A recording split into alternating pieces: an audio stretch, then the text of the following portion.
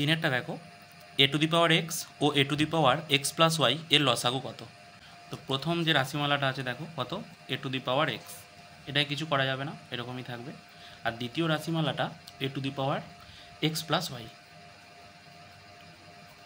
এটাকে এইভাবে লিখছি দেখো, এটা সমান a to the power x into a to the power y. এটা সূচকের নিয়ম অনুযায়ী লেখা যায়।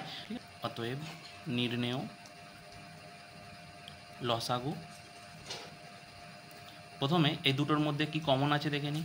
দেখো এখানে এ টু দি পাওয়ার এক্স, এখানেও এ টু দি পাওয়ার এক্স, তাহলে এ টু দি পাওয়ার এক্স লিখবো, আর এ টু দি পাওয়ার ওয়াই পড়ে রয়েছে, সেটাকে গুণ দিয়ে লিখে দেবো। বুঝতে পারলে?